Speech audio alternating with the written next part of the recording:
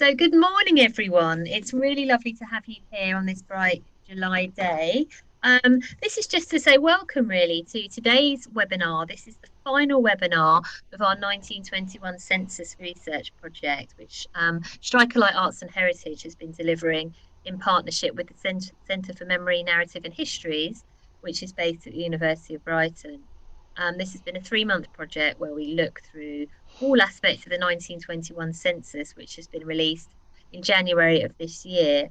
And this final webinar, which is exploring Sussex in 1921. So some research, some resources and some case studies. And that's going to be with Dr. Diana Wilkins and also Lucy Daish, who is a researcher currently based at the University of Brighton too. So it's just really to sort of say a bit about Strikerlight as well. So just to let you know, Strikerlight is a community interest company. We deliver projects which find creative ways to work with memory. So that really allows us to work with quite diverse audiences. Whilst based in Brighton, we work both online and in person to deliver training, consultancy and projects on a variety of themes. And actually, we've done some really lovely things through this project with school children. We've organised a Disability Pride Month event.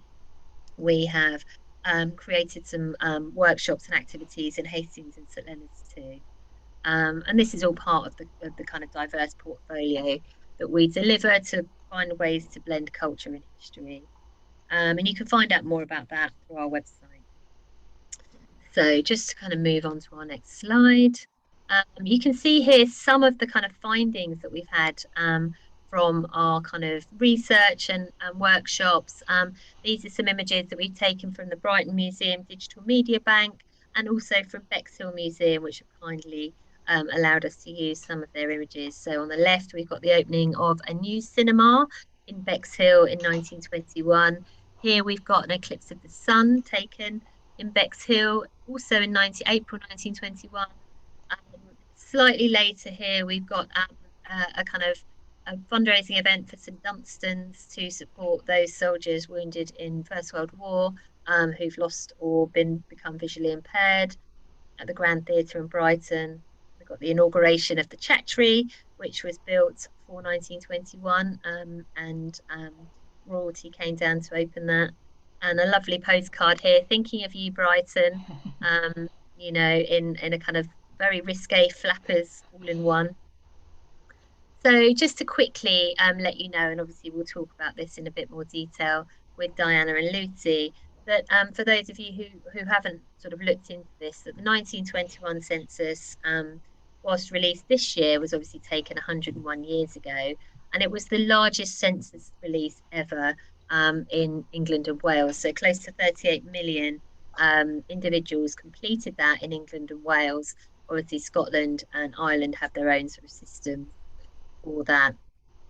And this really just gives us a kind of a window into the past to kind of look in greater detail at how people were living there, find out about your ancestors, and also sort of big societal changes post World War One, women's rights, change in the workforce, you know, sort of moving towards a general strike, different voting rights, children in longer educational support, all of those kinds of things. And you can find out much more about all of this at the National Archives. Online, they've got lots of great resources, podcasts, and a whole section called We Are 20s People, which is really fascinating. And also through the provider, Find My Past, who have been tasked with digitising all of the 1921 census. So that's no mean feat. It's been a really big task for them to do that. And I would caveat that by saying that because it's been such a huge process to digitise the 1921 census, so they are currently charging all searches related to the 1921 census. At the moment, it's normally around £2.50 a search, but it is hoped that at some point next year that will become free. And if you go to the National Archives, it's also free to search there. But you can look, they've got lots of different sections on diversity, lots of finds and faces in the 1921 census, and a kind of global view of your family's past. It allows you to kind of connect those census records up if you join up and have a little look. So I recommend having a look. It's a really interesting process there. So as we said, this has been part of a sort of bigger collection exploring the 1921 census in Sussex. We've had talks on women, trailblazers, suffragettes, in with regard to the 1921 census, and we've looked at sort of minorities. So, for example, Jewish people living in Sussex during that time as well, and looking at the kind of changes for people with different kind of religious beliefs. And also, we've looked through our conference at people with disabilities and the change in disability heritage as a result. So all of these are on our YouTube channel. So if you go to YouTube and type in Strike a Light or Strike a Light Arts and Heritage, or if you even type in 1921 Census Sussex, then I think we're the first search to come up. And you can see all of the recordings of our talks and activities there. And our Disability Pride Month event, we're currently just adding audio descriptions. So that will be up hopefully by the end of the month for you to sort of look at that as well. That's a really interesting one. So that's really a kind of whistle stop tour from me, Nicola Benge. I'm one of the directors of Strike a Light and the project manager for this particular project. You can find out more about us through accessing the website. And but really, I just wanted to sort of introduce myself before introducing our speaker. Our first speaker, Dr. Diana Wilkins, who has been absolutely fantastic in the webinar she's been delivering. She's been great at sort of finding some really interesting and niche stories. So I just want to hand over to her now and say welcome, Dr. Diana Wilkins. We look forward to having you talk. And what we're going to do is we're going to take questions after Diana's talk. So Diana's going to talk for about an hour, questions, and then we're going to have a quick 10-minute break before coming back for the final section with Lucy Daish. So if you want to fire away, Diana, I can stop waffling and welcome you. Oh, well, that's great. Thank you very much. And thanks to all of you for coming today. As Nicola said, I'm going to be looking at life in Sussex in 1921, and I'm going to be using examples from the census to illustrate how the county was changing at the time. And I've been helped in this research very much by Lucy, who's going to be speaking later, who's helped me find some of the census records. So I'm going to start by looking at rural life. I think many of us probably think of Sussex as a rural county in some respects, and that was certainly the case 100 years ago. So 90% of the county, that includes both East and West Sussex, was categorised as a rural area, but in contrast, nearly 70% of the population was living in urban districts. And if that sounds a lot, for England and Wales as a whole, nearly 80% of the population was urban by that time already. So clearly things are changing, and the census shows that Sussex has grown rapidly in the 1840s and 50s. It's still growing steadily in the 1911 census and the 1921 census. But going along with that pattern, we see a loss of population, relatively speaking, from rural areas and a growth in the urban areas.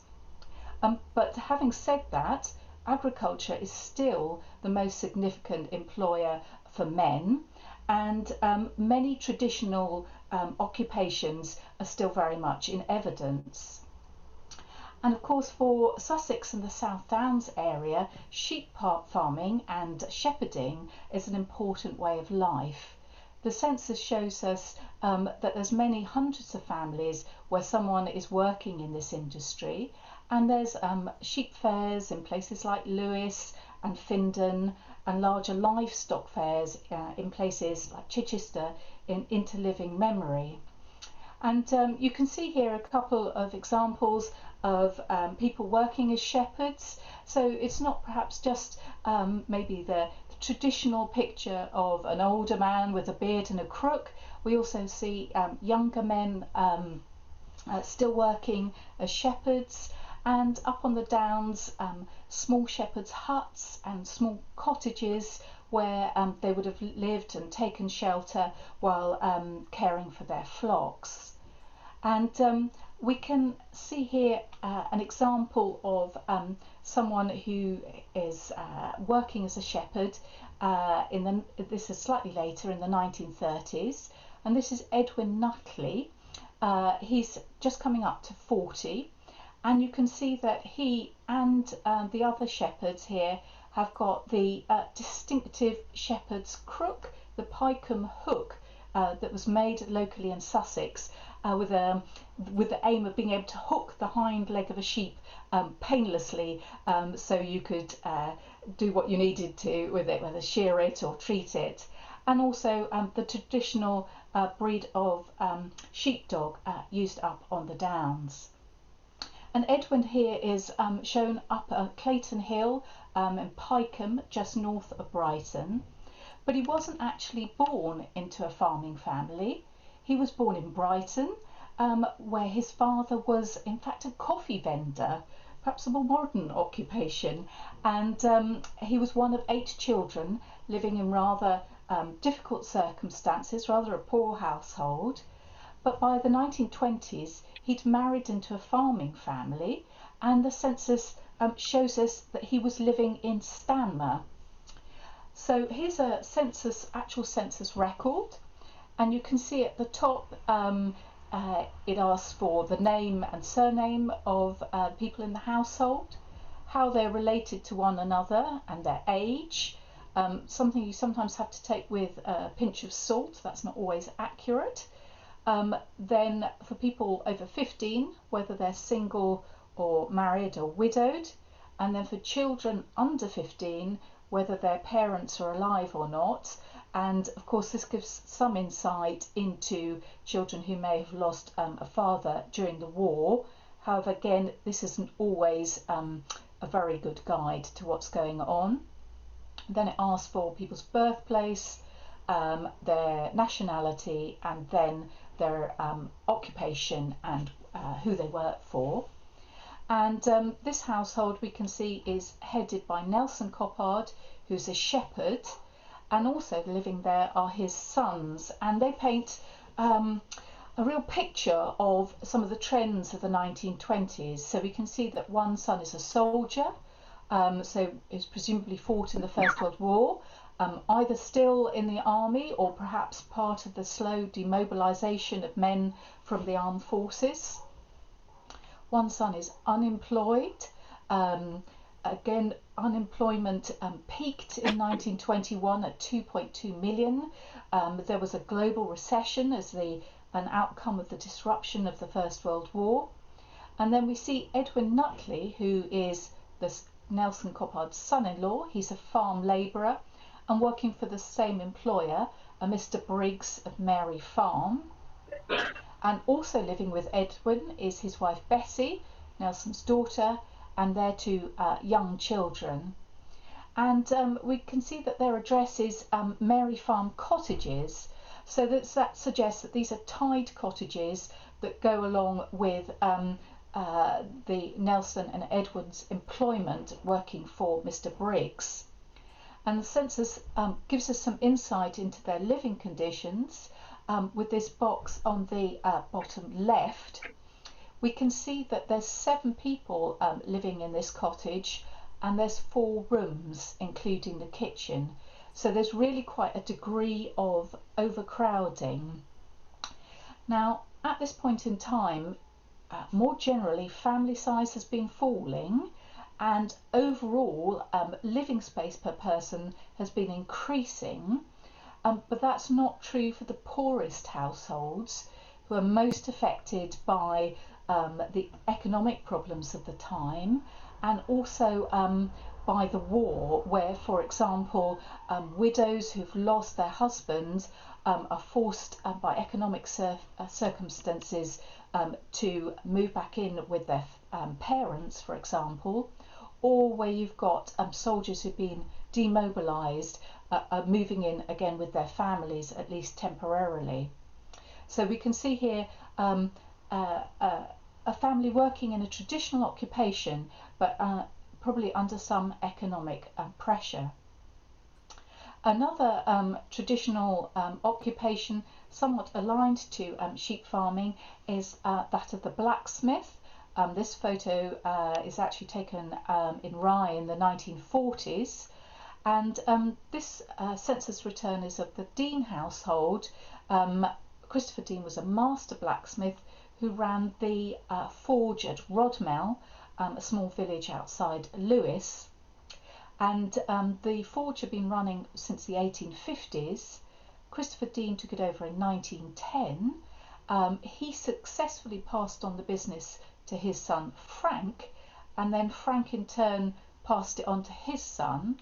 And in 2010, the business celebrated 100 years in operation, supported not just by the use of horses in agriculture, but also the work that they did for nearby racing stables, because there were active race courses at Plumpton, Lewes and Brighton, and horse shows, and of course private horse owners accounted for a fair bit of their business. The forge doesn't seem to be in operation anymore, although you can go and visit it, and it's quite an interesting little spot. And then just as an aside, we can see that the Deans have a visitor, Christopher Smith, and he has an occupation that I think probably has gone out of business now, rather disappointingly, has disappeared. Christopher was a biscuit sorter at the Huntley and Palmer Biscuit Factory in Reading. So if we look at women's occupation in agriculture, it's actually paid work in agriculture is actually quite a minor employer for women.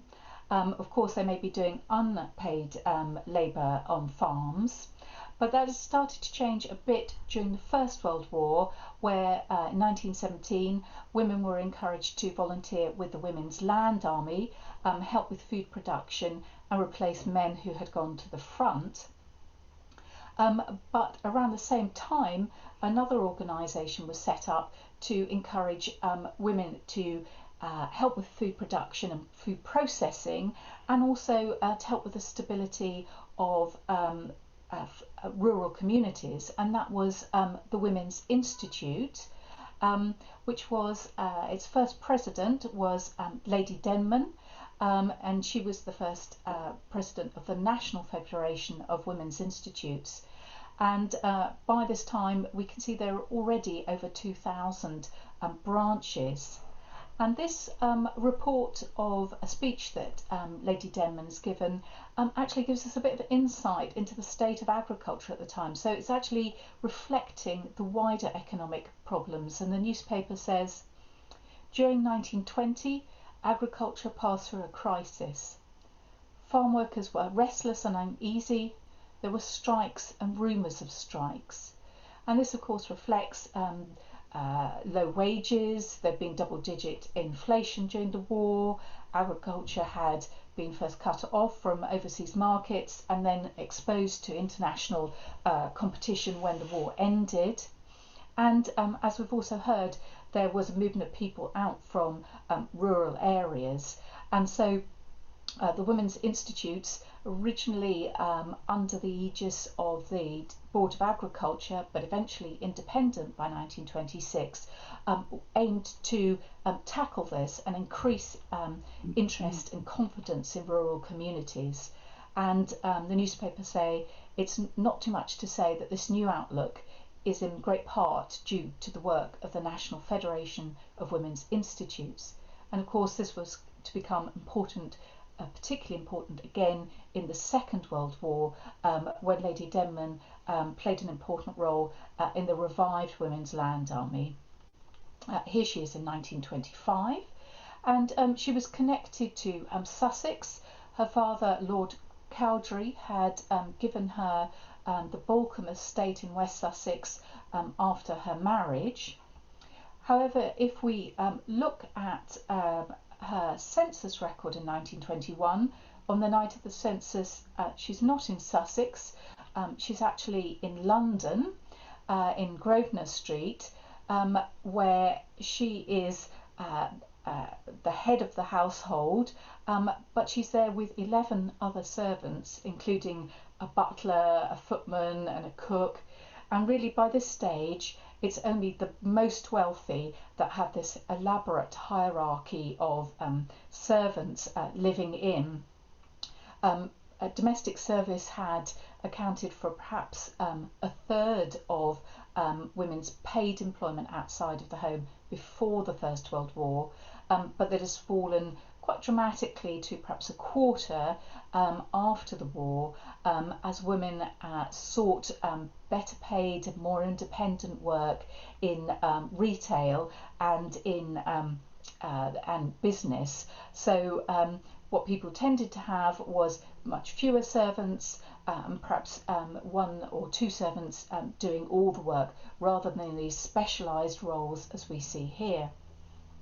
However, we do know the Denmans were connected at Balcombe at that time, because Lady Denman and her husband contributed to the building of the community hall in Balcombe, which was actually named the Victory Hall, and was a memorial to the sons of Balcombe who had been lost during the war. And a plaque on it, on the building, commemorates Lady Gertrude's contribution, both financially to the hall and her work for the National Women's Institutes. Now, as I mentioned, the county is becoming more urban, and that's driven partly by the expansion of the railways, with the Brighton Main Line opening in 1846. We've got the development of many coastal resorts like Bexhill, Hastings, Worthing, Brighton and Hove. And in 1921, people are trying to recover from the after effects war. They're looking for a good time. The weather is very hot, there's a heat wave and a drought, and the beach is completely packed, not an inch to spare. And people start to want to move down to the coast. There's a demand for better housing, and yet at the same time there's a shortage of building materials and of labour, but also agricultural land prices are low. And what that tends to lead to is new urban developments on the outside of towns, like this one, for example, at Peacehaven, particularly as planning laws are not very well developed at this point. So Peacehaven, the plans for it actually began in 1914, led by the developer Charles Neville, and he ran a competition to name the new development, and in a patriotic mood, it was named Anzac-on-Sea, and a number of the roads were named after battles in the Somme. However, by the 1920s, this was not by any means so appealing, and it was renamed Peacehaven.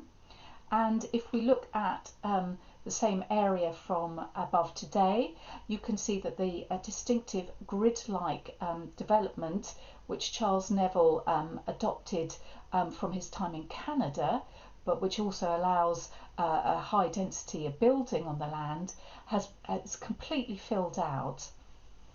And all of this area had just been downland sheep farming and agriculture, with a couple of windmills and a few shepherds' cottages, and now, as many of you know, it's quite a busy and built up area. And some of the developments started from the New Haven end, which I've marked with a star, this Friars Bay area, which was popular with market gardeners. And in the 1920s, we can see one of these pioneering families, the Barkbys. So Henry Barkby came from Malling in Kent, which is a fruit growing area, and we can see he's a smallholder with a market garden working for himself. He's accompanied by his wife Maud, who was born in London, and their son, who was also born in London, and then a young daughter who's born in Sussex. So this is a family that has moved to the area and is trying to build up a life for themselves, and a more independent life where they can have their own home.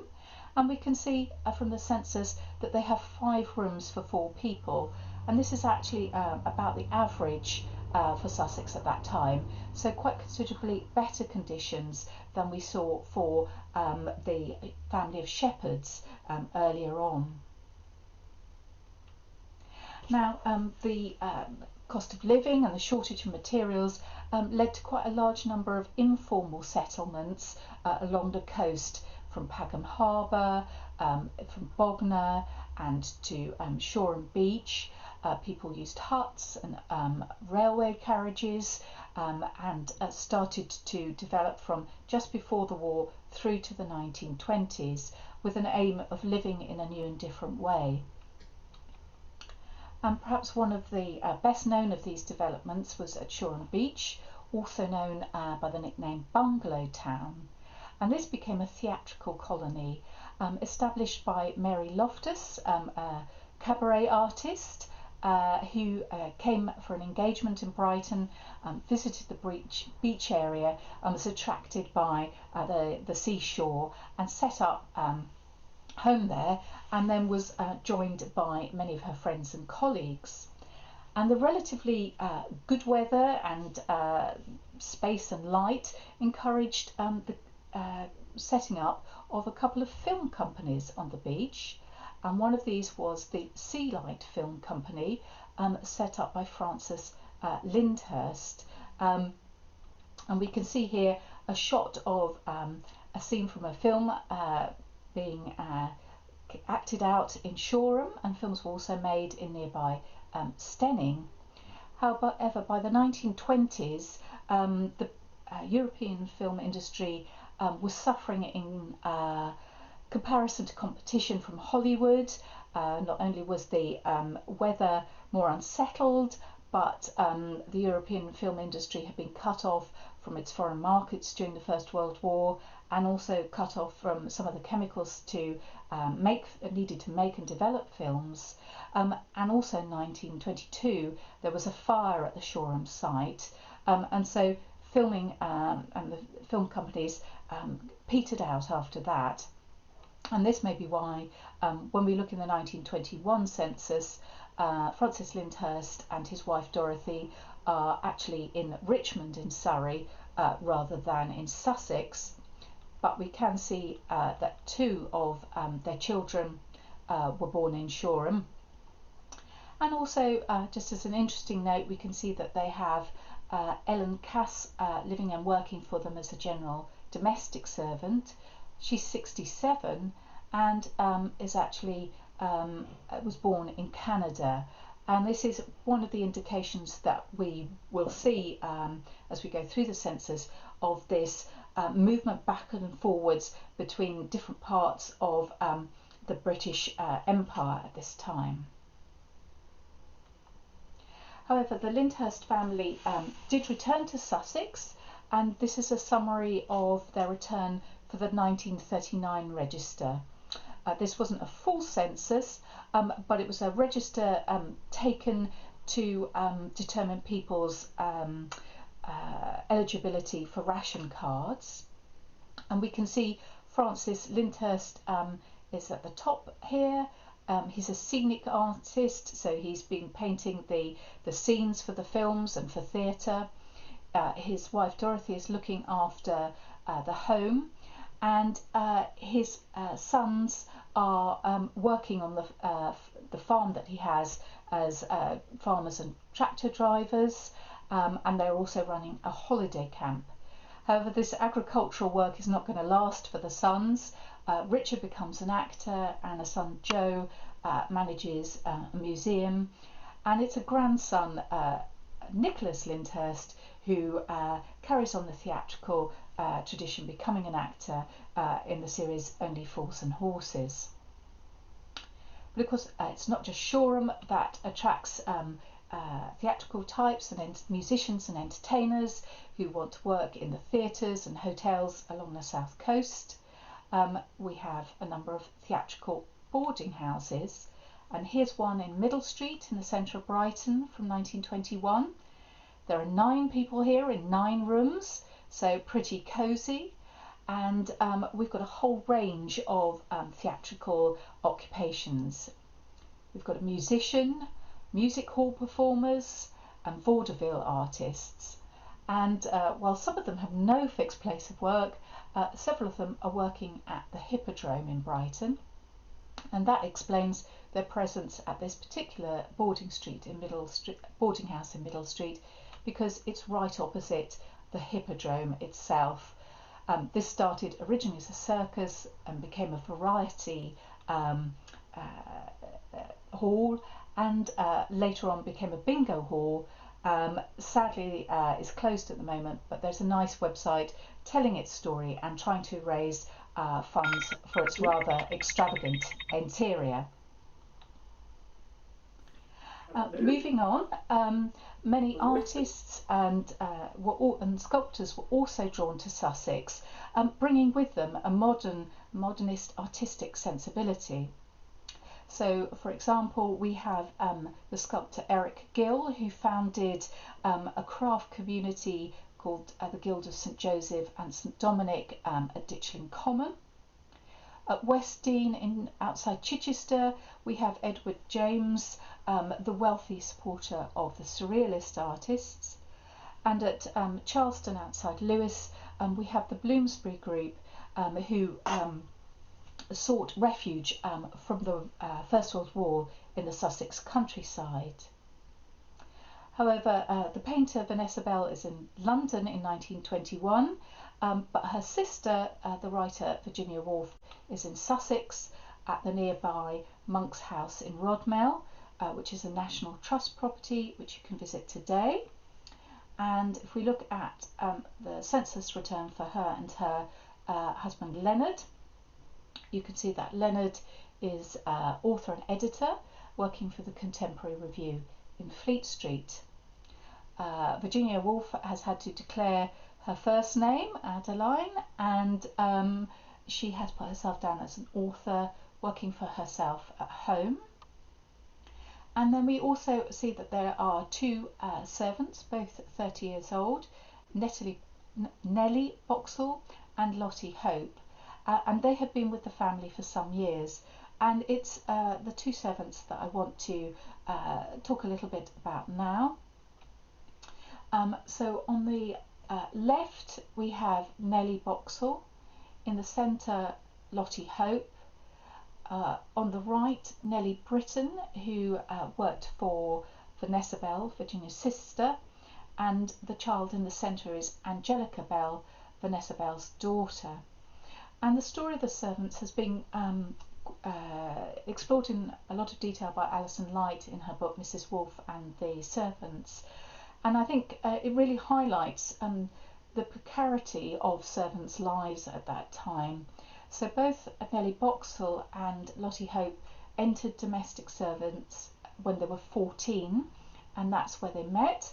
They were working for the art critic Roger Fry, and when he moved from his home in Surrey to London, he no longer needed the servants working for him, and so they moved on to work for the Woolfs and several other members of the Bloomsbury group.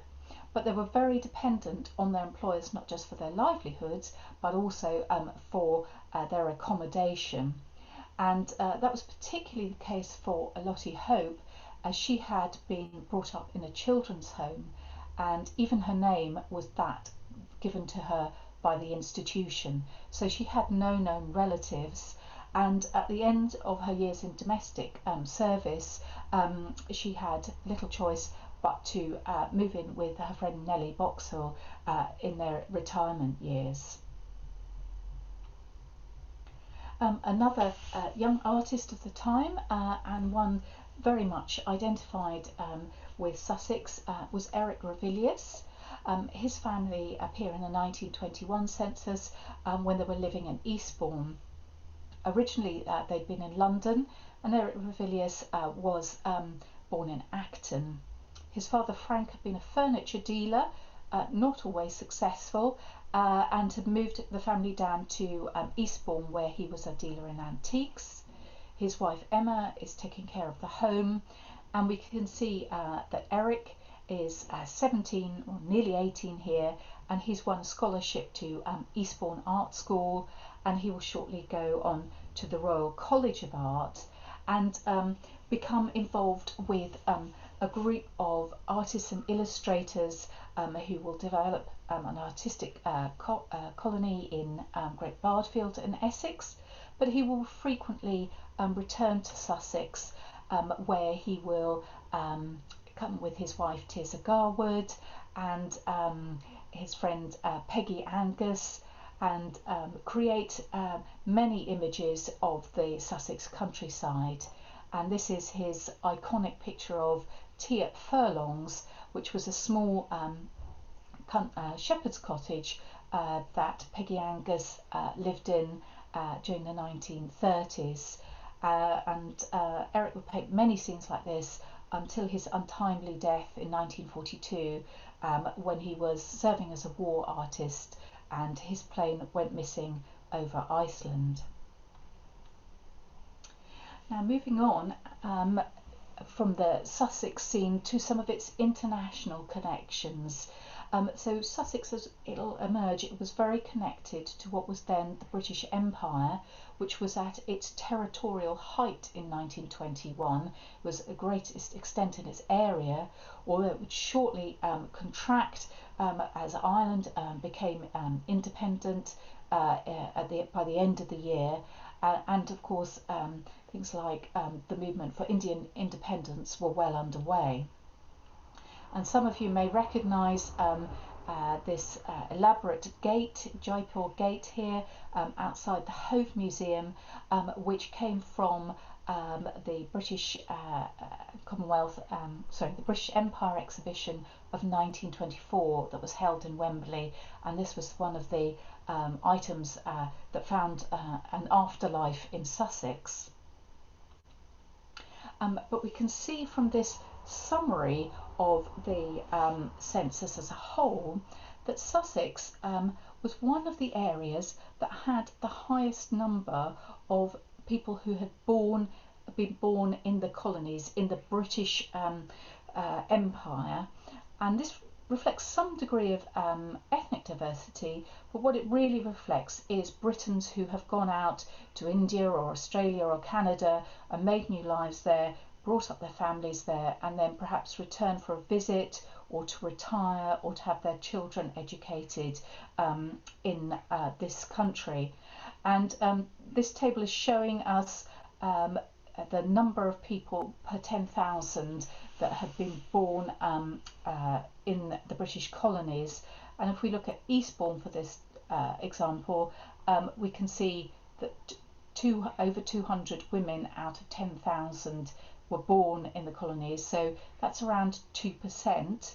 And we can see that East Sussex heads up the table, with West Sussex not far behind, and towns like Eastbourne and Hastings having large numbers of these people coming for visits and coming for educational purposes as well. And we're going to look now at some particular examples of this with the Keelan household. So they were at the time of the census in Eastbourne, and the family is headed by Douglas Keelan, who's a traffic manager for the State Railways. His wife Edith is looking after the home, and they have two children, Barbara, who is 11 and at school, and Pamela, who's just 1 year old. And helping to look after Pamela is Janahai, a servant, and you can see it says here an Indian ayah, a child's nurse, who has accompanied them from India to Eastbourne. And if we look at the census return, we can see everyone in this household was born in India. And we can also see other names of ayahs in the census. For example, someone referred to here as Emily Ayah, also in Eastbourne at this time. It is sometimes quite difficult to trace the appearance of the ayahs in the census perhaps because their name's been anglicised, or they may not have a surname at all, but you can certainly find them through the census in this way. And we have a picture here of ayahs taking care of their charges. These were often married or widowed women who were recruited in their home countries and usually worked for the family in India, or in some cases in China and East Asia. But as I said, would accompany their employers on occasions back to Britain. And in most cases they would then return as well with when the employer went back to, say, India. But that was not always the case, and in some cases unscrupulous employers abandoned the nurses in this country, and a number of ayahs' homes or boarding houses were set up in London to help them and to find a new employer who would pay for their passage back to their home country. And while it's tempting to perhaps think of this as a Victorian practice, the ayah's home in Hackney actually expanded to larger premises in 1921, and as late as 1928 a destitute ayah was discovered in Hastings, and money was raised to send her to the Hackney home. And quite a lot of research on this topic has been done by the Hackney Museum, who have an exhibition on it at the moment. Now, of course, one of the really major shadows cast over the 1920s was the impact of the First World War. We had the unveiling of the cenotaph and many other types of memorial across the nation. 700,000 British personnel were killed in the war.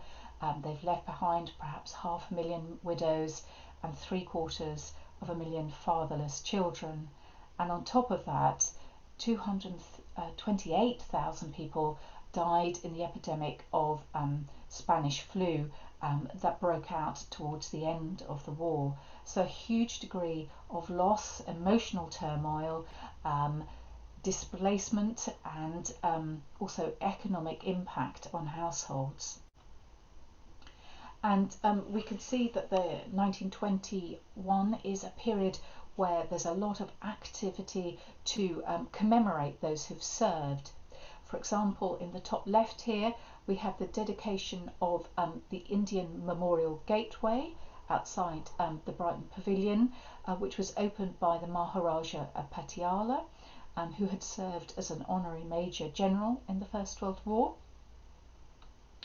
Then, as Nicola has already alluded to, the then Prince of Wales visited Brighton in February 1921 to unveil the Chattery outside Brighton, which is the place where a number of Hindu and Sikh soldiers were cremated. These were people who had come to Brighton to recover from war wounds, but unfortunately had died, and this is their final resting place.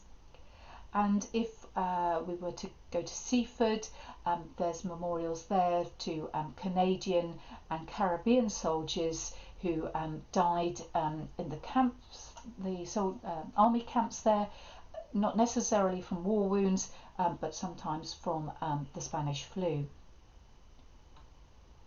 And of course, across towns and villages, there's municipal war memorials are erected at this period.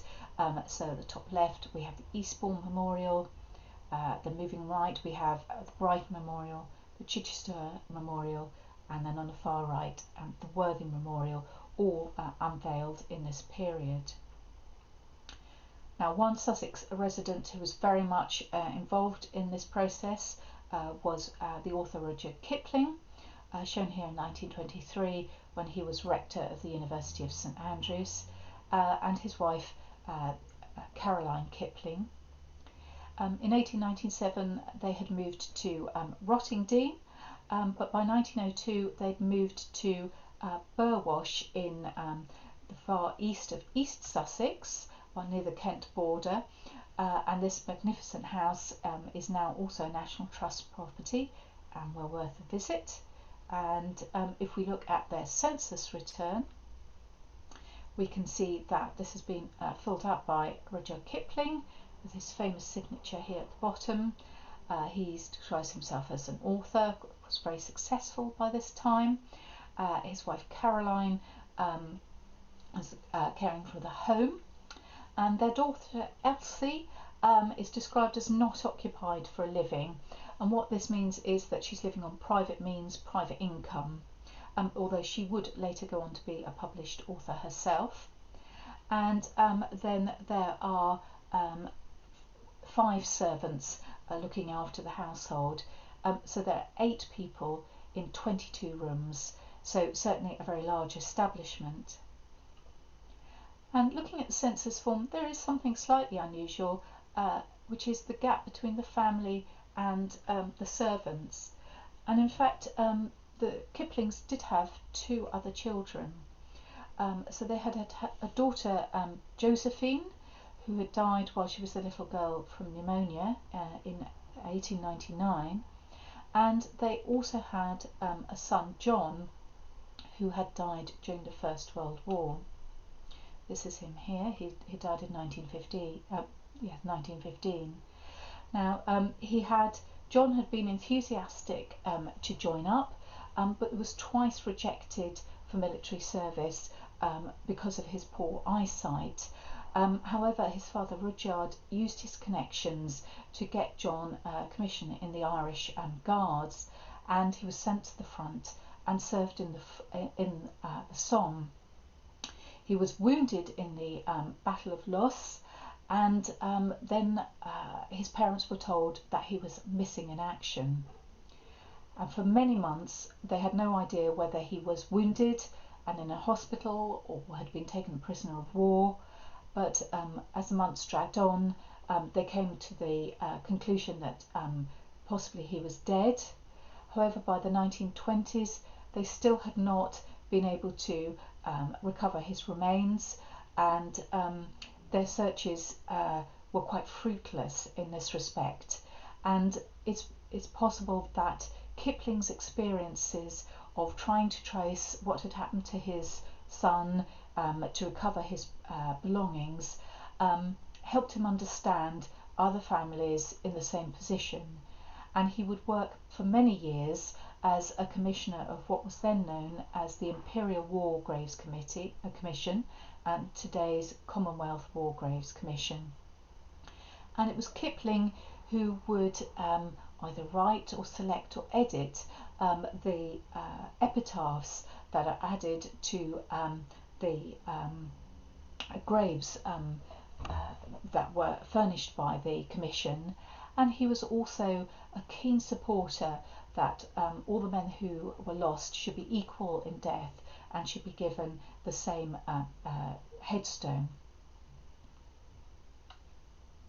And Kipling was also on the committee to erect the village memorial in Burwash, which his son is mentioned on, and John Kipling is also mentioned in the church in Burwash as well. And I'm going to move on to another family affected by the First World War, because it wasn't, of course, just parents who had lost sons.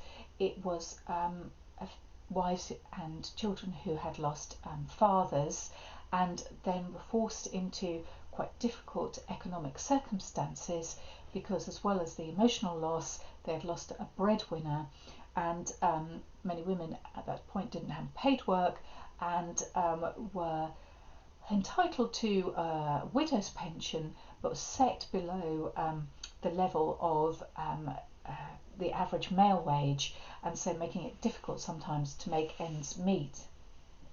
And one example is the family of Joshua Cancino. He was a member of a Jewish merchant family. He was born in Morocco as a British subject, but the family was connected to Manchester, which is where he returned for his schooling, and went to university there.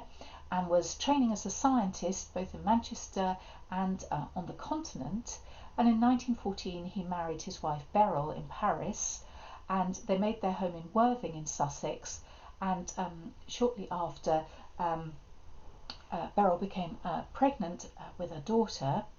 However, in the meantime, Joshua had enlisted with the Royal Sussex Regiment and was killed a short time afterwards in a heroic incident trying to rescue a fellow soldier.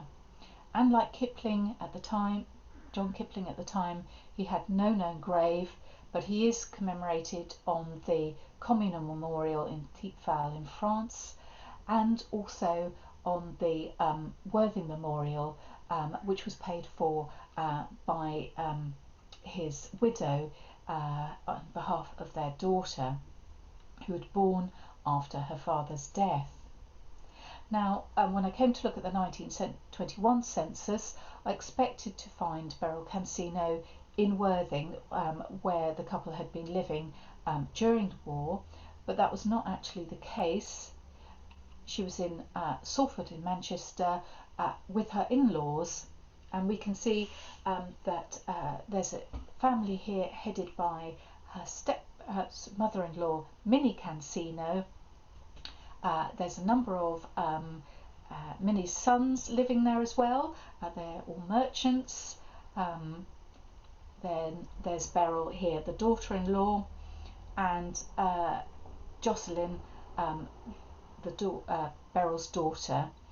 And we can see in the column on the census next to their names that it asks for their marital status and whether the parent is alive, and we can see that it's been returned here to reflect the fact that Beryl is now a widow and that Jocelyn's father is dead. And we can use the census records to track Beryl's life history. So we know that she's born in Worthing. In 1911 she's living in Worthing with her, she's born in Horsham.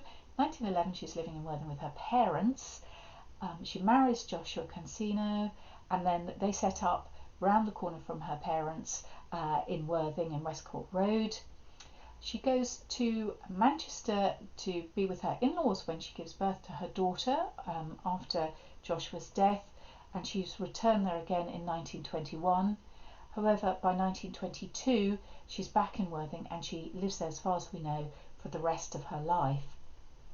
And you can assemble both the official records and things like Google Street View and Google Earth to show you, for example, what the house in Westcourt Road looks like now, and what the area in Salford was like. So quite a nice green, pleasant area with an established Jewish community. Of course, you have to be a bit careful with using this information, because houses could be subdivided or renumbered and so forth, but it is interesting to get a general sense of the area.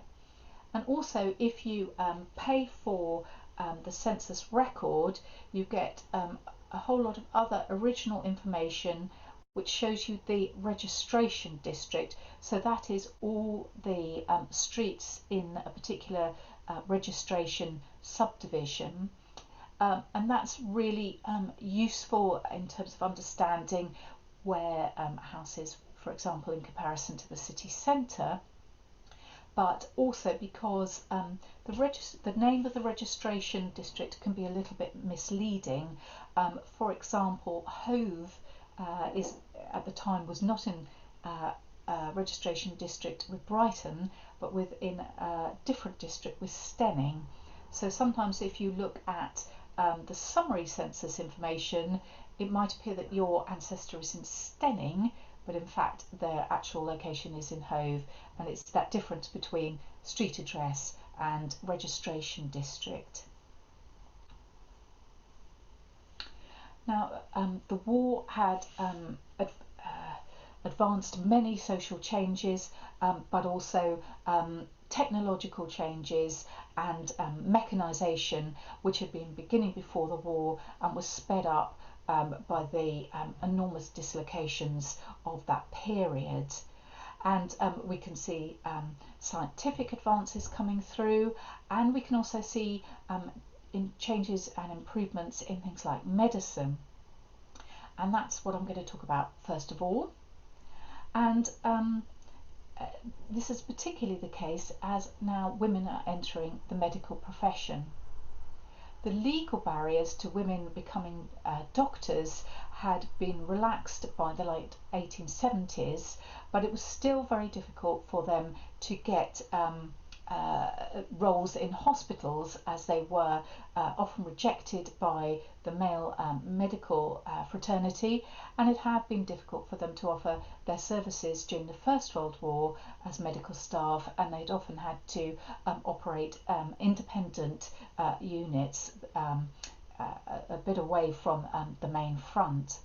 And but by the 1920s, they're becoming more established, and we have, for example, here Dr. Helen Boyle, who was the first female GP in Brighton, and she worked closely with Dr. Louisa Martindale, and they set up the Lewis Road Dispensary, which at first treated outpatients, particularly poor women and children, for whom there wasn't much provision.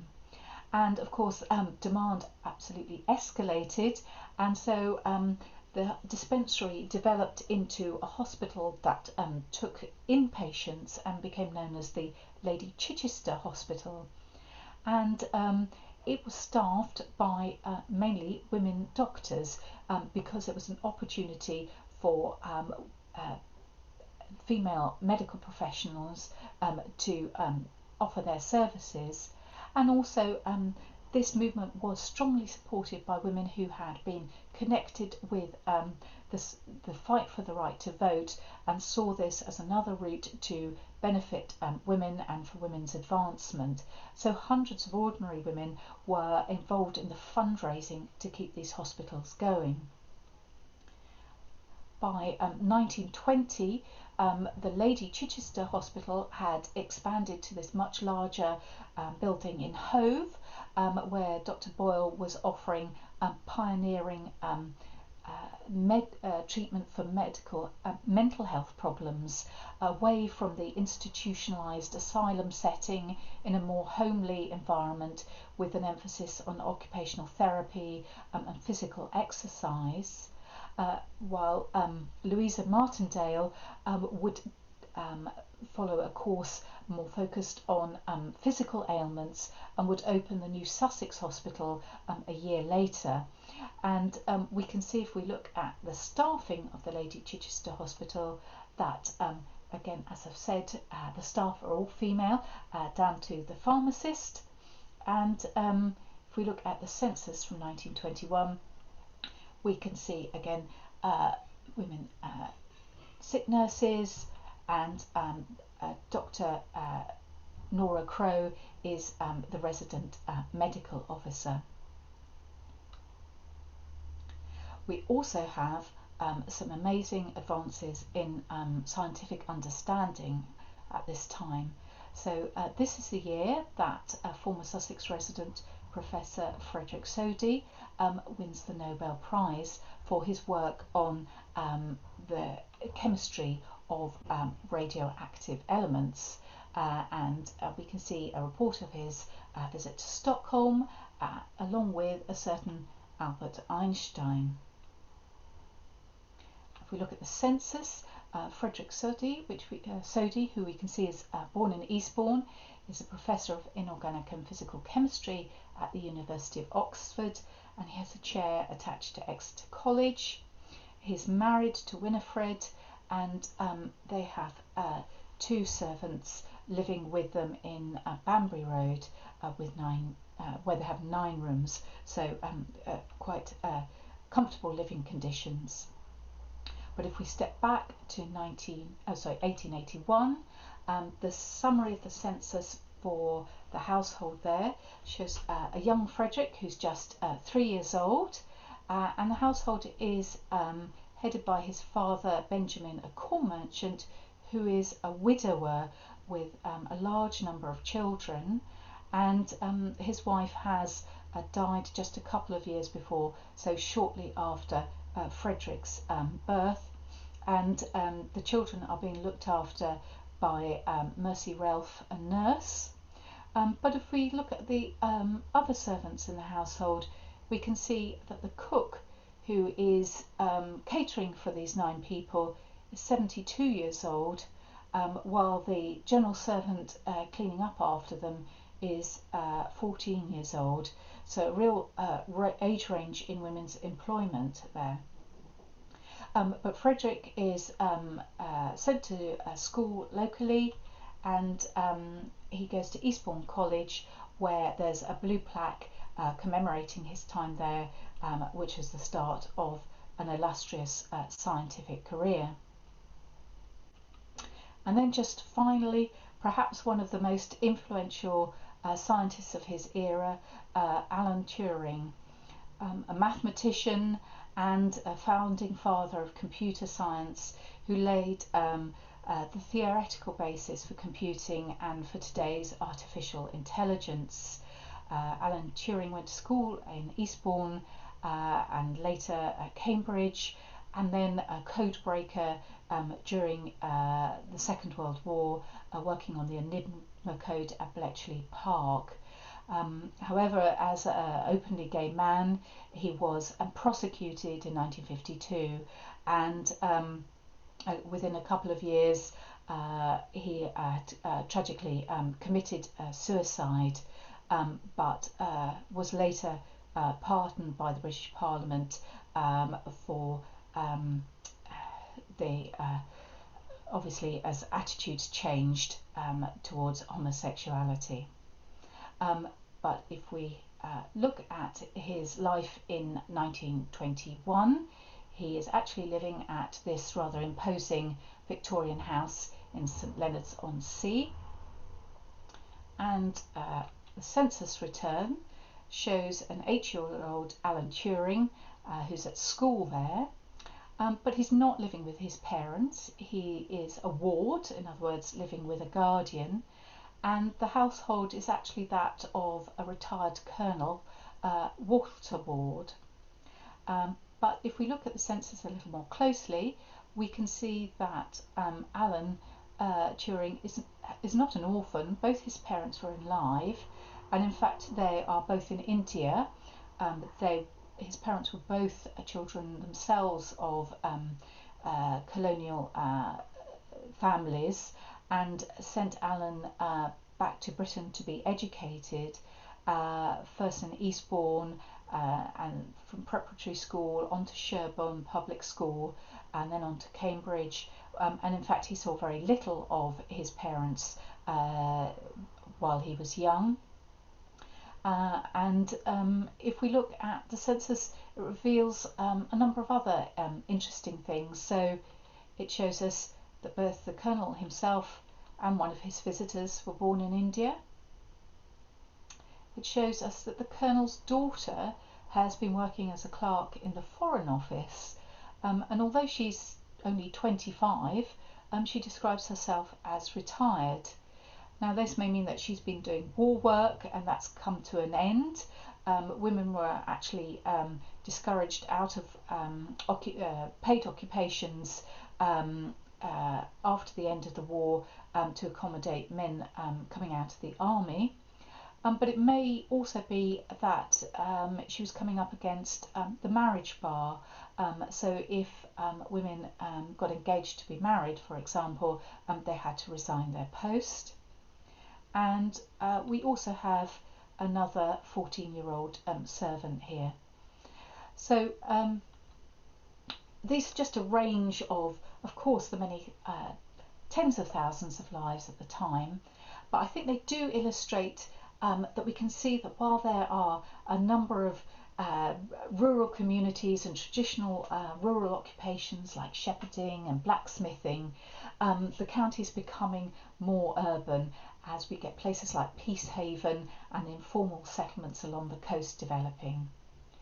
The census at the broad level shows Sussex already popular for retirement, And right behind agriculture, commerce and business is the second most common employment sector for men. And we also see flourishing arts and entertainment in the county. We see strong connections with the British Empire, both through Commonwealth soldiers who've served with the army during the First World War, and with colonial families going backwards and forwards between different parts of the empire. We see the aftermath of the war felt at all levels of society, whether it's the shepherds welcoming back a son who's been serving as a soldier, or the Kiplings searching for their missing son for many years after the end of the war. We can see that while domestic service is becoming less important, it's still a key employ for many women, and still drawing in young women, even though the school leaving age has been recently raised from 12 to 14. And in contrast, we see women starting to enter the professions, breaking down the barrier, both legal barriers but also social barriers that are holding them back from, for example, becoming dentists, doctors and pharmacists. And we see the spread of modern ideas and technology and scientific ideas that will revolutionise life and affect us right up to the present day. So just before I finish, I'm going to just mention a couple of words about sources that I've used in case you're interested yourself in looking at the census, either for family history reasons or for other research interests. So actually it can be very powerful. You can simply enter in a person's name and their date of birth, but if you looked at the advanced search page, you can combine that with things like their occupation, and there's a whole list of codes given to people's types of occupations, whether they're a shepherd or a banker, and these are all available in Find My Past, so you can look them up. And you can also look at institutions such as schools or hospitals or addresses, and you can enter keywords, for example India, to pick up where people are born. So there's lots that you can do with that. And then to get a wider context, I recommend this website, Vision of Britain, which contains the whole summary reports for the different censuses through the years. And then if you want to look at Sussex in more detail, there's this site called HistPop, which gives the breakdown for Sussex as a county, and then East and West Sussex, and then the major boroughs. So I hope you found that interesting. Thank you very much indeed for listening, and I'm very happy to take any questions. Thank you. Let me unmute. That's fantastic, Deborah. Diana, sorry, I'm calling you Deborah. Deborah works for the university, hence the confusion. That was absolutely fantastic, really gripping. I've learnt loads of new things myself this morning, and I'm sure you all have as well. So thank you, Diana. That's great. We really appreciate it. Does anyone have any questions? I can't. There's sort of none. You've all been very quiet this morning. There's none currently in the chat. So I just wondered if anyone wants to unmute themselves and to ask a question. Anyone there with any questions about any of the things that we found out today? Just while we're waiting, what I would ask, what I would say is, Diana, so my friends used to live on Lyndhurst Road in Worthing, and I used to visit them a lot in the 1990s. And I was just wondering, well, sort of thinking that perhaps Lyndhurst Road, which is an incredibly long road coming from Worthing to East Worthing, was actually named for that family, the ones that you mentioned, who are the ancestors of Nicholas Lyndhurst.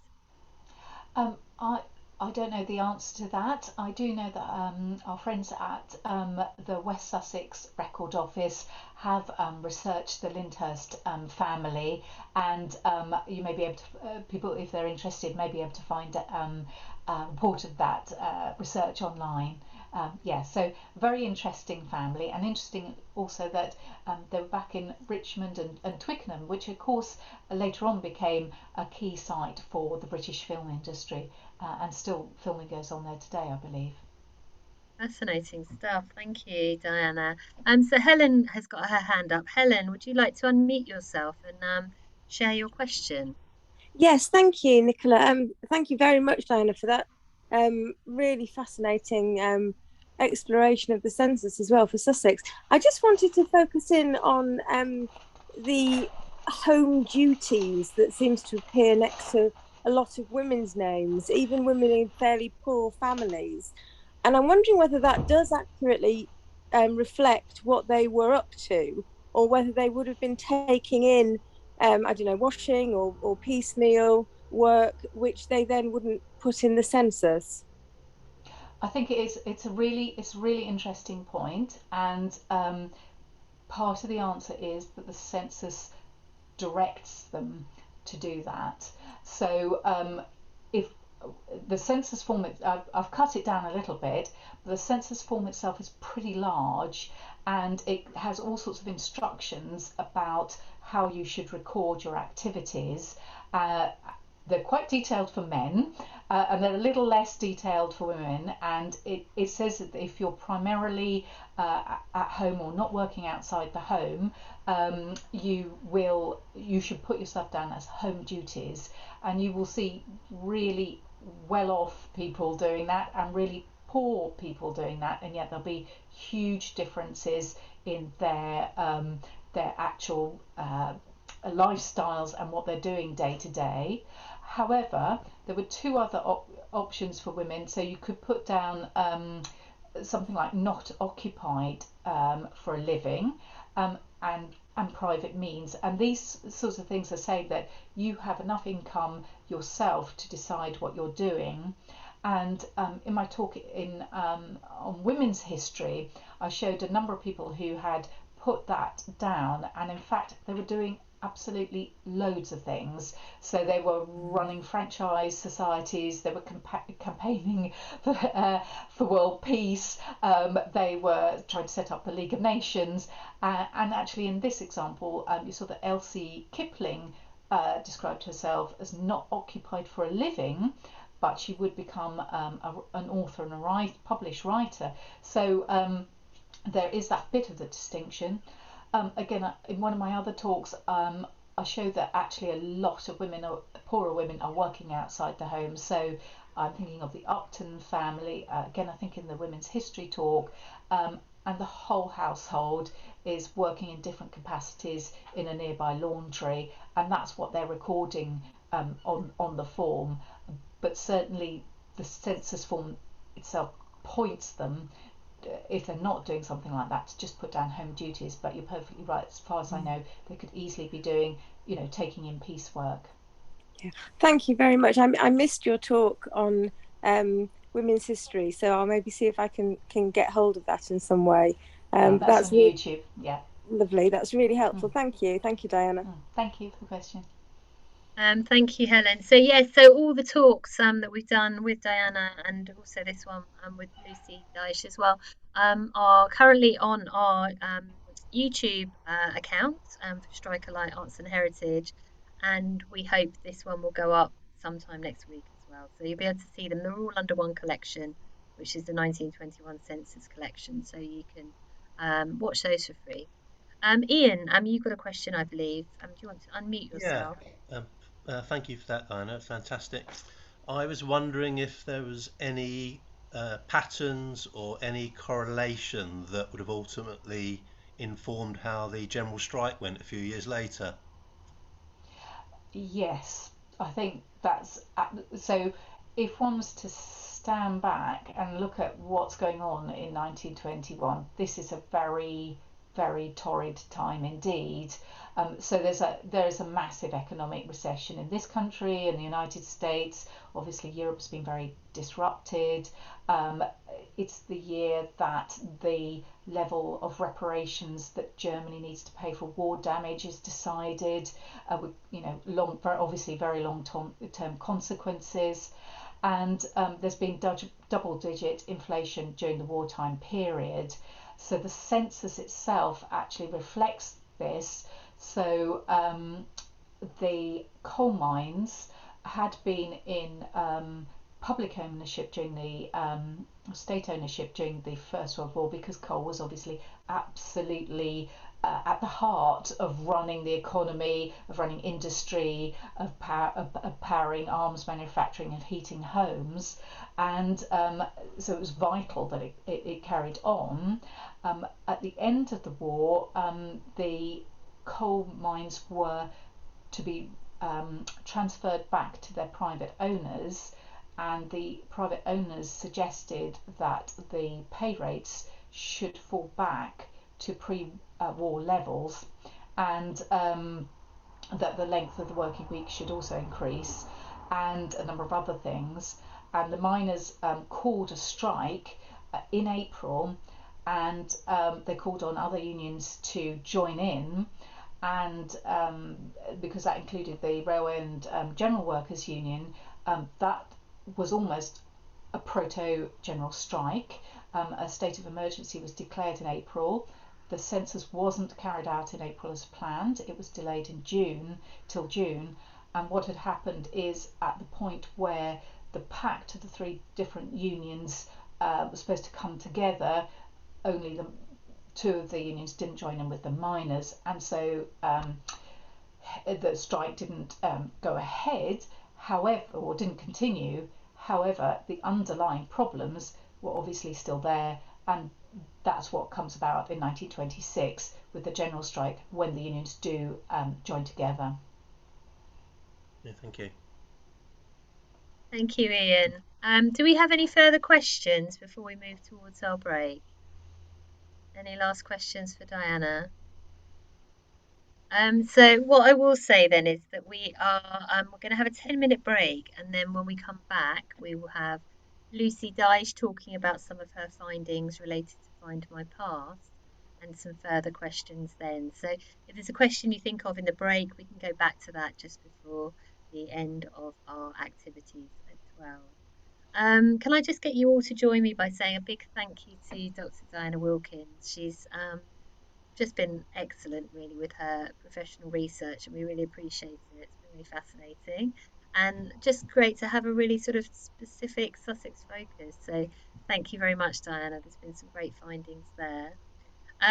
So we're going to stop now. It's 25 past. We're going to come back at 35 minutes past, so 25 to 12 on the dot, and then we will have Lucy Dyche talking about Find My Past and some of her findings in her work and research as well. So if you can all mute yourself so we can't all hear you making tea, and then we'll come back in 10 minutes, and we look forward to seeing you all then. Thanks very much.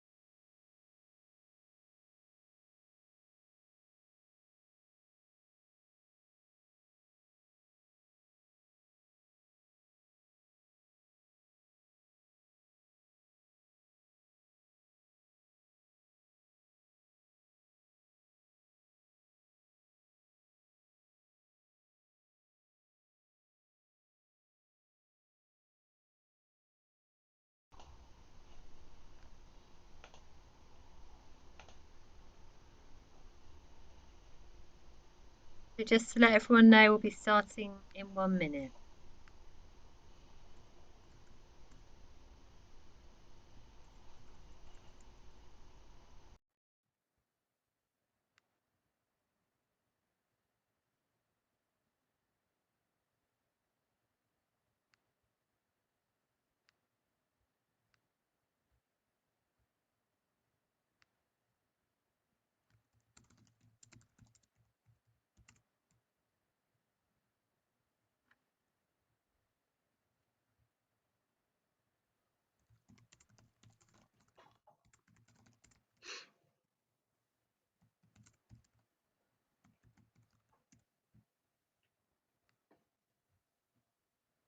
Okay.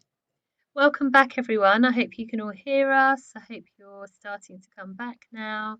And we would just like to introduce Lucy Daish, and she's going to be starting with a brief introduction about herself and her research before talking about some of her findings. So, Lucy, would you like to do a screen share with us all? Let me figure out how again. Should be the bottom button, green share screen. There we go. Can you see this? Yes, it would be great if you could start with a quick introduction to yourself, and how you came to be working in this area. So hello, I'm Lucy. To those of you that don't know me, I recognise some of your names from the workshop I've been doing. So yeah, before I came to University of Brighton to do, I actually worked for Find My Power 1921 census, and I was working to digitise it, to be going through the pages and to be the very beginning of the process to get it online. I would like to say just before I start, as kind of a preface, I don't work for Find My Past anymore, so I'm not really an authority here. And I also only worked on one specific part at the very beginning of the whole process of getting the census online. So yes, I can only speak on what I did and my own experiences there.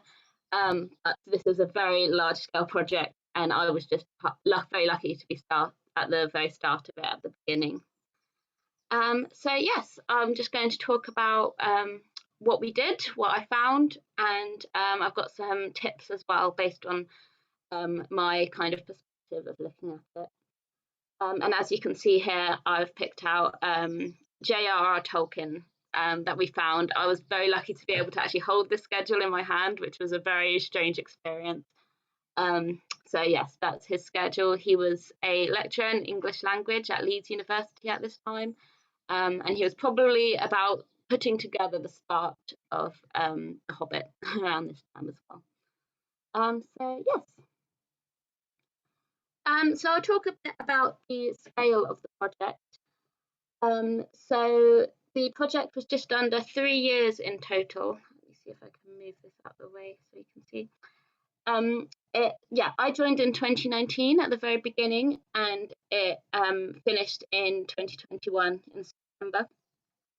And obviously that included COVID years as well, which kind of extended it out a bit longer than it should have been. There were 28,000 boxes in our studio, which contained the entire census. Each box contained roughly between 1 to 3 census volumes each. And the volumes could have been 800 pages to 1 page. So they could have been massive, massive books, or they could have been very much look at it and it's done, essentially. And the shelving that it was kept on, if you laid it out, it measured over a mile long. So that's a scale of the size of the collection that we were working with and why it took so long. So yeah, we began with roughly 10 of us on the team, and by the end, plus technicians. So that kind of gives an idea of what was expected versus how it ended up by the end of the project as well. And we were the very first to see and to handle the documents. So in the entire journey that the documents took, we would be the first to actually physically hold books, go through the books, assess any damage, and then they would be put through to the scanning team, and then they would get digitized on a computer, and then the journey would continue that way.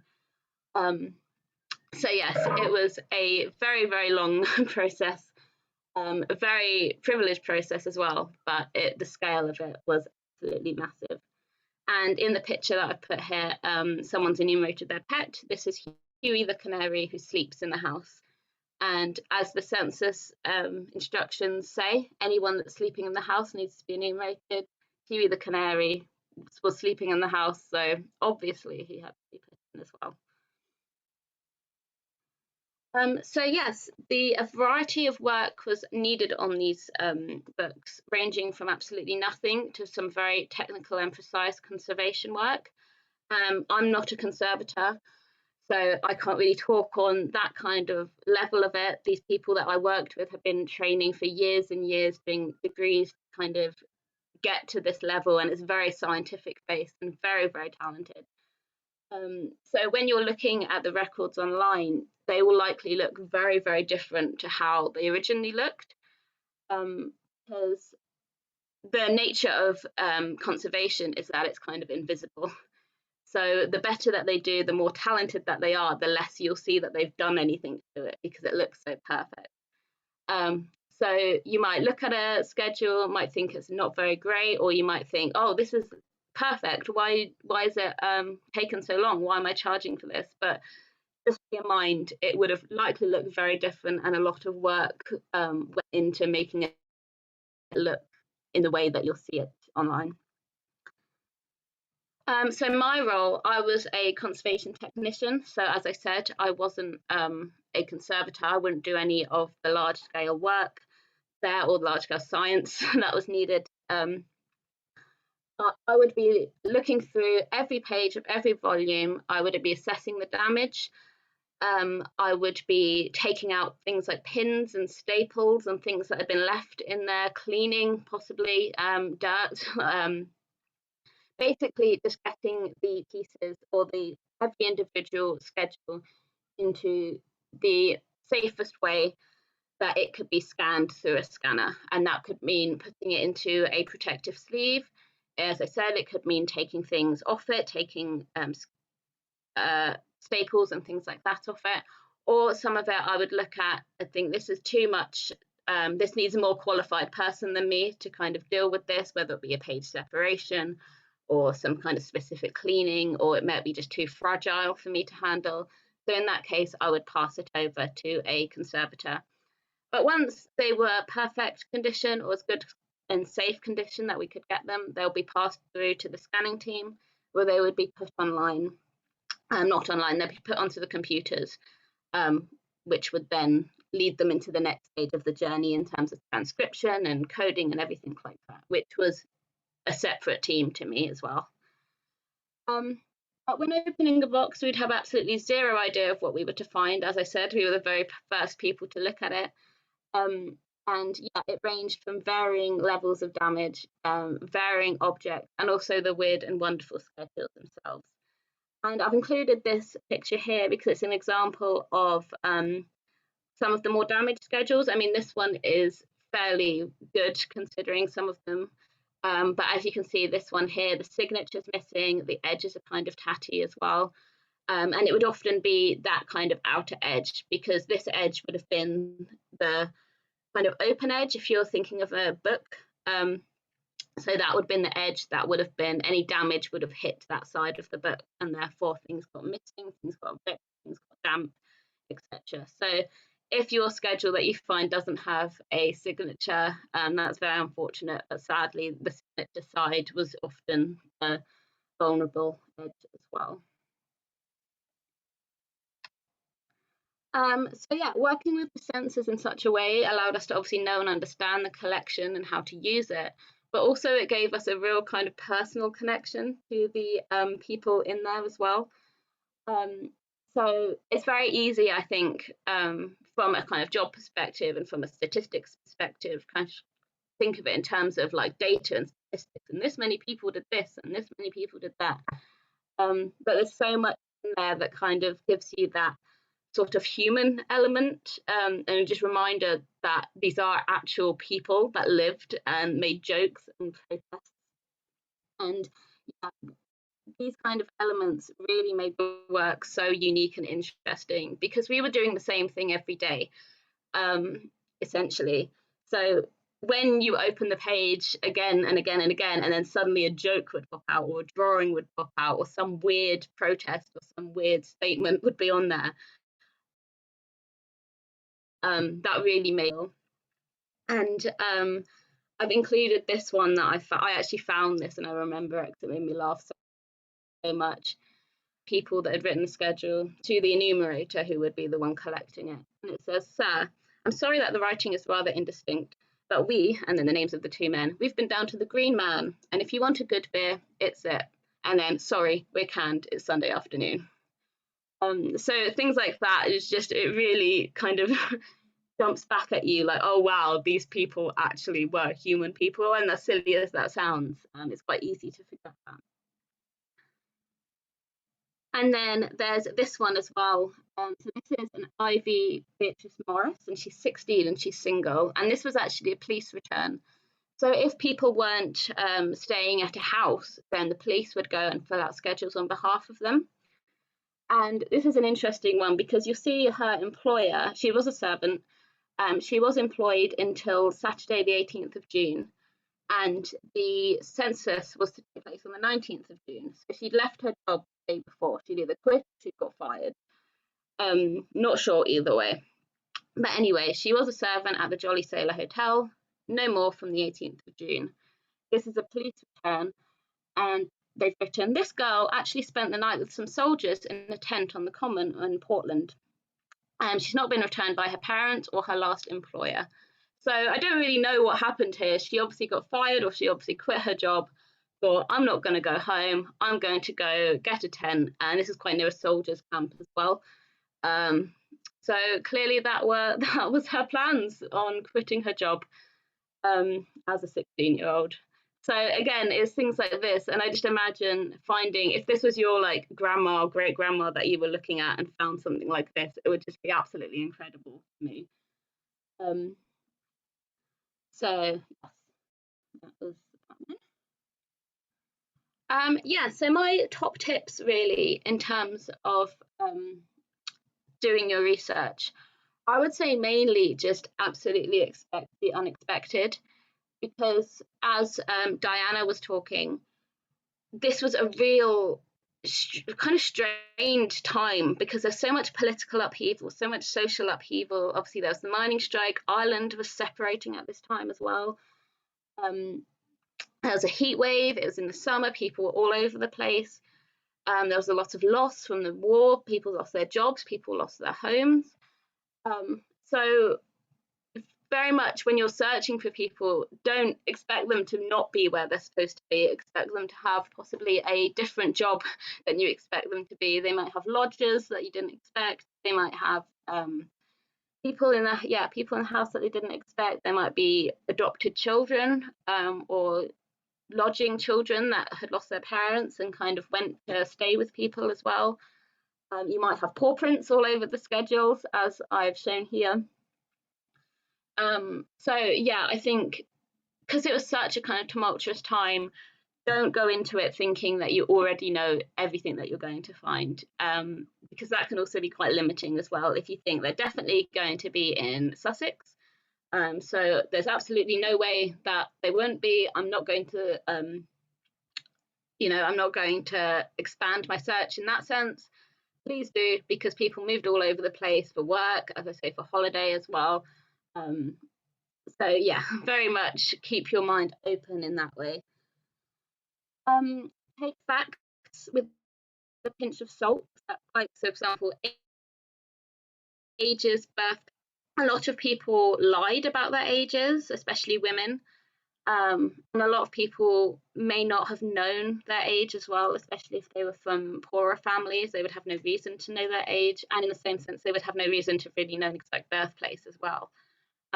So yeah, I would expand that as well. If you see someone, you think, oh, this completely matches up, but the age is 5 or 10 years out, or the birthplace is wrong, don't throw out that schedule, don't throw out that possibility, because it is very likely that they were the right people.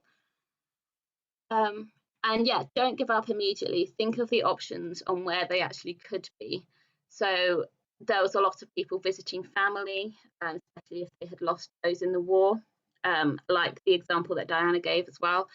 They could be visiting their in-laws, they could be visiting their sisters, their cousins. So many people found themselves in hotels as well, because obviously it was a heat wave and it was summer, so people were using this time to go down to the coast. So a lot of people, yeah, found themselves in hotels, boarding houses, campsites, for example. Traveling from work as well, because a lot of people lost their jobs, obviously in World War One. People couldn't afford to stick to one area, even if their family were there. If they were living in Hastings and there was a job came up in London, they would have to travel to London, or they would have to travel to Kent or to Portsmouth. So, and that also depends on what kind of work they were doing as well, if they were, for example, a labourer. So yeah, I would try and map out exactly where they could be, what the options are. Think of where they were born as well. If they're from Scotland, Scotland wasn't included in the census. Also, in some institutions like hotels, or for example prisons or hospitals, not everyone had their names filled out the whole time, like the full name. Sometimes it would be initials. So yeah, there's a lot to think about in that sense. And also, yeah, try variations of names and initials and spellings as well, because sometimes people might not have known exactly how to spell their name. They might have said it phonetically or spelt it phonetically.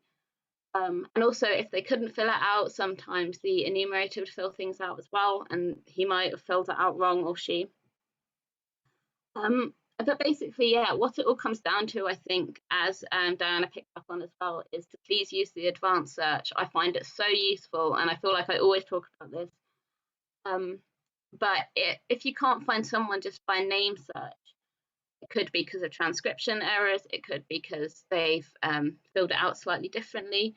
But by using the name search, you can really, the advanced search, you can really narrow it down. And what I find helpful is there's an option to add another family member in the advanced search. So if, for example, you were doing Amy someone, you don't know her surname, but she had a sister called Ellen. So you could put Amy with the other household member, Ellen, fill out, you know they were born in Hastings, you know this, you know that, then it will come up with all the Amy's and Ellens living in the same household in Hastings or Sussex.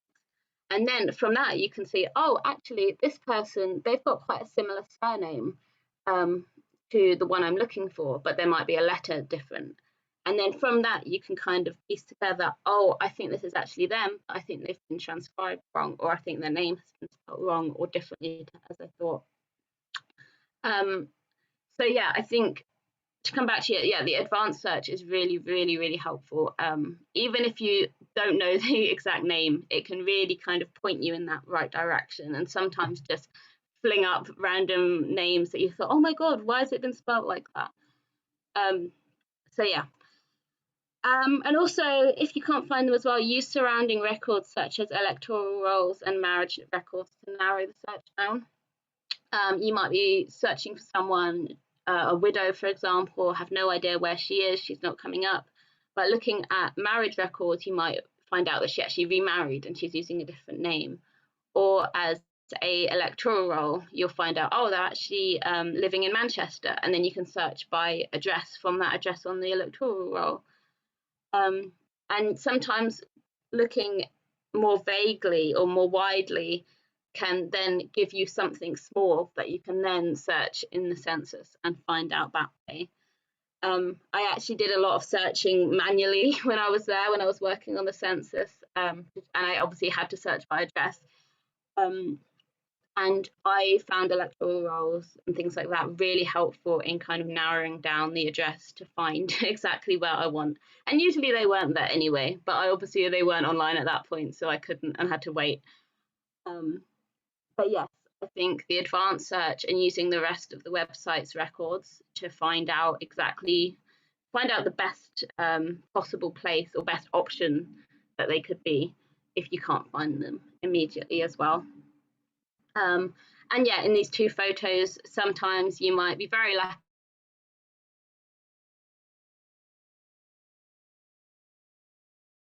and you'll find poor friend name on the register. Yeah, so that's that. Sorry, that was a bit quick and I've just kind of rambled at you. But if you've got any questions, please let me know. Thank you, Lucy. That's fantastic. So we've got a question here from John. John, would you like to say your question? Yes, hi Lucy. Thanks for the talk, very interesting, and also thanks for all the help you've given us over the past couple of months. Oh, you're welcome. The question is, could you talk a little bit about the security of the Find My Past work to publish the census?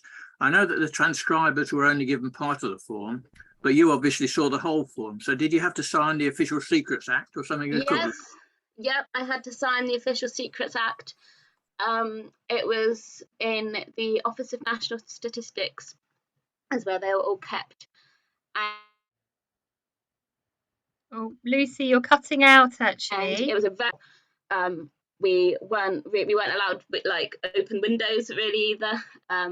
Yeah, the whole thing was very, very secure. I had to sign the Official Secrets Act. Obviously wasn't allowed to talk about anything until it was released, which was really, really difficult, especially when there was so much that I'd seen and wanted to talk about and tell people. So yes, yeah, the security was very, very high for this project as well. Could I ask a supplementary question? You did mention he or she in terms of enumerators. Were there actually many female enumerators then? Yeah, it's hard. I don't know the exact statistics of the enumerators, but yeah, there was quite a lot of female. A lot of teachers actually were enumerators, and obviously teaching was quite a female profession as well. So yeah, there was probably about 50-50, and there was, but they did employ a lot of ex-soldiers as well. So maybe it was probably a bit more male, but yeah, there was a lot of female enumerators. Thank you very much. Thanks, Lucy. I think I'm also right in saying that the coding, the code by occupation was done by young women who were recruited especially for this purpose, sort of 15, 16-year-olds, and yes. They were sort of like almost like a human computer. They were using a card index to sort out all these 800 occupation codes. So it's partly their labour that we're drawing on now. Yes, absolutely. That's actually my my dissertation is on those women because they were very, very young. They were, yeah, they pretty much are responsible for all the data and all the statistics that we see. But because they were very young, they're very temporary, they weren't recorded in that way. But they left a lot of things in the census in terms of drawings and notes and incredible things like that. So yeah, that's what my work is on actually at the moment. So thank you. Any further questions? We've got a couple more minutes. There's another question here. Let's have a little look. Oh, Sue's saying she has to go, but thank you. That was excellent. Thanks very much, Sue, for coming today. Anyone else? Any further questions to add to Lucy or Diana at this time? There's been lots of findings throughout this project, and it's been absolutely fascinating, really, to sort of have all the kind of quirky things that have sort of popped up along the way. So we've got Sue. Sue, you've got a question. Would you like to ask it? So, sorry, Helen. Helen, you've got your hand up, Helen. We've got a hand up here. So Polly, would you like to ask your question? Yes, hello, thank you. Can you hear me? Yes, we can. Hello, thank you so much for that. That was really, really interesting and lots of food for thought for my own project. I hate to ask this question, but I'm going to. It's on Find My Past, right? But is there any other way to access this at the moment? And did you mention that it might be free next year, or did I mishear that? So you can, sorry. No, far away, Lucy. You say. Yeah, it's free at the National Archives at the moment. And there's a place in Wales where it's free. I think one of the libraries, and also a library in Manchester. I have no idea when it would be free on Find My Past. I don't really know what the plans are on that, so I can't. Nicola might have more information than me there. But yeah, at the moment it's only accessible on Find My Past unless you go to one of those places. Yeah, so what Lucy said is correct. You can go in person to the National Archives at Kew and check for free. There's a place in Manchester you can go to, and also in Wales, and that's currently it. Although we had Nicola Courts, who's one of the archivists at the West Sussex Records Office, attended one of our earlier webinars, and she said she thinks they'll be getting institutional access later this year. So it may be that some other archives around the country will gain access if it isn't free through Find My Past. So it may be, for example, if you're closer to the Keep Archive or to West Sussex Record Office in Chichester, that you may be able to go there rather than have to trekking up to Kew. But obviously, once Find My Past have recouped their very extensive costs, then it should be accessible for free, perhaps next year online too, as the 1911 census is as well. That's It brilliant. has Yeah, been for thank us. you. It's been a bit of a stumbling block for us with this project because we've obviously wanted to research as much as possible, and it's made it slightly harder. But we sort of managed along the way, and obviously Lucy, with her kind of organisational access to Find My Past, has been our secret weapon there. So that's been really Yeah, helpful. that's Um, great. Thank you so much. just to say, there are also ways of kind of keeping the cost down. I don't know how much you've used it already, but I did talk about this, I think, in my first and second talks at the end in the second part, where I talk about tips of using the census. So you can there's lots of stuff that's effectively free if you use Find My Past or Ancestry in a library. So you could look at the electoral registers and things like that for free. So you can get a lot of information about someone without a cost. And then when you come to look at the 1921 census information, before you buy, you can hover over the record, and if you know enough about who else is likely to be in the household and where they're likely to be, you can see before you buy whether that's likely to be the right one. And I'd always say to buy the actual record and not the transcription, because that contains much more information, and it also comes with maps and materials about the registration district. However, I found it more of a problem myself, because I would quite like to look at all the shepherds or how many women are doctors, and you can do that, but to go in and actually check would be prohibitively expensive at this point. And I look forward to the time when that opens up a bit more for researchers. Yeah, great tips. Thank you so much, everyone. Thank you. Thank you. So, any final questions before we bring this to a close? Anyone got any sort of pressing information?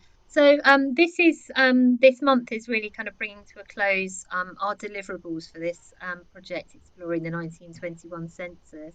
It has been a sort of short 3-month project, but we've done a lot in that time. We've had our 3 webinars, we've done our Disability Pride Month conference, we've had all of our activities at the Electric Palace in Hastings and at the South Water Centre in St Leonard's with Lucy, Daish, and we've had sort of all of our schools workshops. We've worked with something like 300 children in the last few weeks. So we've done a lot in that time. We're creating some key stage 2 education resources to go out, and we'll also be creating an evaluation. But this is a partnership project with the University of Brighton, and they've been very encouraging about funding this series of endeavours to offer widening participation across Sussex. And it is hoped that the University of Brighton will be exploring future funding options for a much more expanded version of this project in the next sort of year or so. So if you wanted to hear more about that, you can obviously kind of keep an eye on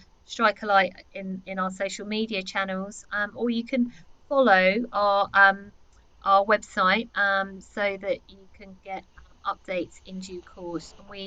And you can literally just click the follow button at the bottom of the main page to do that. So if you want to find out more about that, then do feel free to do so. So it just remains for me to say a huge thank you to Dr. Diana Wilkins for her activities and research over the course of our project, and also to say the same to Lucy Daish for the same reasons through her activities and engagement in Hastings and St Leonard's. And from me, just to say it's been really fantastic to be able to deliver these activities and to hopefully find that you found them useful, interesting, relevant, and also whether you've gained some new skills as a result. You know, one of the remits of our organisation is to offer that kind of knowledge transfer. We just had a note from Bridget Milmore to say great project and congratulations to you all. Which is fantastic. So thank you. Polly, you've got your hand up. Did you want to say something, or is this from before? Oh, no, sorry, that's old. Okay, that's fine, no worries. Okay, well, thank you everyone for coming today. As I said, we will be able to put this recording up on our YouTube channel probably next week now, but we just wanted to say a final thank you to everyone for your time, and yeah, have a lovely summer. Thanks very much from us all at Strikerlight Arts and Heritage, University of Brighton, and our researchers and facilitators. Thank you very much for coming, and thank you, Nicola, for chairing.